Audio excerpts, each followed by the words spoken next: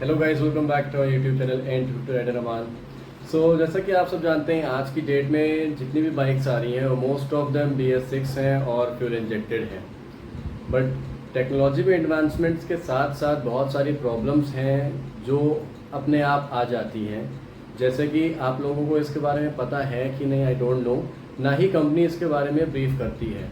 आप लोगों ने देखा होगा, जब भी आप अपनी बाइक्स का इग्निशन ऑन करते हैं बहुत सारी लाइट्स उसमें शो कर रहे होते हैं, सिंबल्स आते हैं इंजन का और आपकी साइड स्टैंड का, और कई सारे सेंसर्स होते हैं उसके अंदर, उसके सिंबल्स होते हैं, वो आते हैं। इनका यूज़ क्या होता है? जैसा कि इंजन चेक लाइट की अगर मैं बात करता हूँ, बहुत सारी बाइक्स में आपको मिसिंग इशू मिलता है, या उसके अलावा आपको कभी फील होता है कि मेरी बाइक में इंजन चेक लाइट आ रही है। अगर इंजन चेक लाइट आती है तो इसका मतलब है कि आपकी बाइक में कोई मेजर इशू है। आप फ़ौरन ही सर्विस सेंटर्स को दिखवाइए, क्योंकि जितनी भी फ्यूल इंजेक्टेड बाइक्स हैं उन सब में बहुत सारे सेंसर्स लगे होते हैं। उसकी वजह से प्रॉब्लम क्या होती है, आपके ECU को पूरा डेटा जब मिलता नहीं है, कोई भी एक सेंसर ख़राब होगा और ECU को डेटा नहीं मिलेगा, तो उसके बाद आपको अपने मीटर पे इंजन चेक लाइट शो होगी। अब वो प्रॉब्लम क्या होगी वो तो सर्विस सेंटर वाले ही बताएंगे। जैसे मैं अपनी बाइक के बारे में बता रहा हूँ, मेरी बाइक में इंजन चेक लाइट अभी आना शुरू हुई है, और कभी रहती है और कभी नहीं रहती है। ये भी एक इशू है।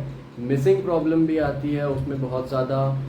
एंड उसके साथ ही साथ आप कह सकते हैं कि वो हर गियर की अपनी जो अल्टीमेट लिमिट है उस पर नहीं पहुँच पा रहा, और फिर उसके बाद जब इंजन चेक लाइट आती है तो ये एक प्रॉब्लम होती है। और इंजन चेक लाइट मेरी आई है लास्ट सर्विस जब हुई थी उसके बाद से। तो अभी मैं अपनी वीडियो में आपको काफ़ी सारी चीज़ें दिखाना चाहता हूँ, मेरी बाइक में क्या प्रॉब्लम आ रही है, उसको कैसे आप डिटेक्ट करेंगे, कैसे उसको आप सर्विस सेंटर पे बोलेंगे, बताएंगे, ताकि वो उसको चेक करें। क्योंकि सॉफ्टवेयर अपडेट में अक्सर कोई भी एरर कोड नहीं शो होता है, बट तब भी कोई ना कोई प्रॉब्लम होती है तो उनको उसका डायग्नोस्टिक अच्छी तरह से करना होता है।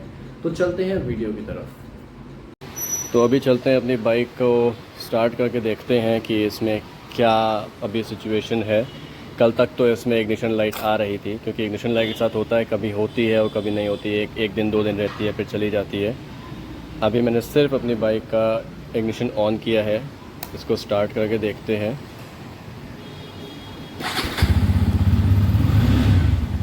इग्निशन लाइट अभी भी आ रही है।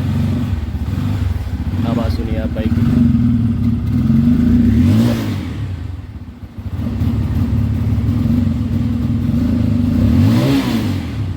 ये पर्टिकुलर प्रॉब्लम हो रही है। अब इसमें मैं कैसे चला सकता हूँ इतना सा रेस देने पे।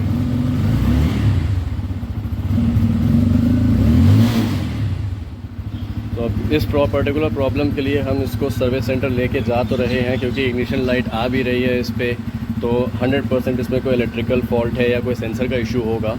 तो let's go and check what service centre man says. Okay, चलिए बजाज के सर्विस सेंटर तो हम आ गए हैं।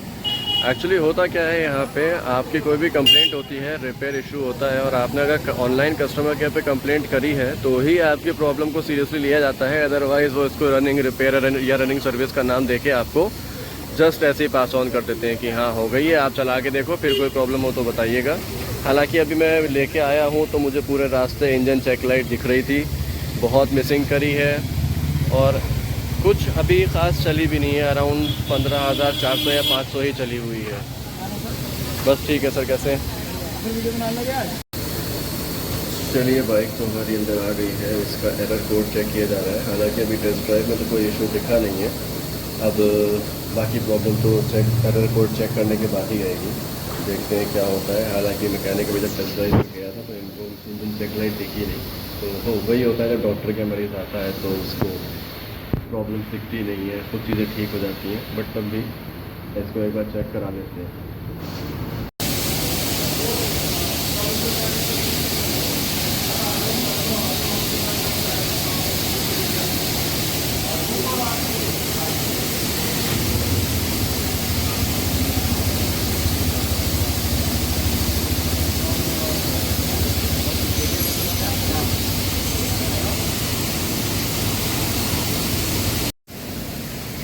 तो फ़िलहाल अभी पता चला है कि हमारी बाइक का पर्टिकुलरली TPS सेंसर जो होता है वो ख़राब था।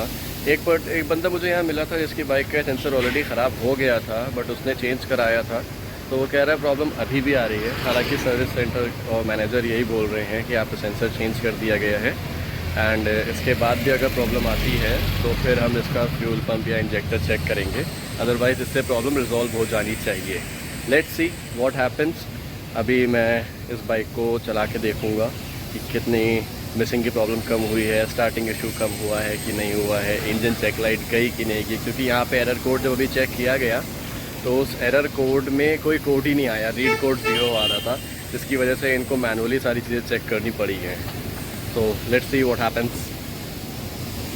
TPS तो चेंज करा दिया था, थ्रॉटल प्रोविजनिंग सिस्टम, वो बेसिकली एयर इनटेक जो होता है उसको रेगुलेट करता है। बट उसके बाद जब टेस्ट ड्राइव करी तो भी मिसिंग की प्रॉब्लम आ ही रही थी। हालांकि अब फिर एक बार ECU इसका अपडेट करा के देखते हैं और फिर चला के देखेंगे कि क्या प्रॉब्लम आ रही है, and let's see what happens. अभी इसके बाद, क्योंकि मुझे लग रहा है कि इसके फ्यूल सप्लाई या फ्यूल इंजेक्टर में ही कोई प्रॉब्लम है, होपफुली वो भी चेक किया जाएगा।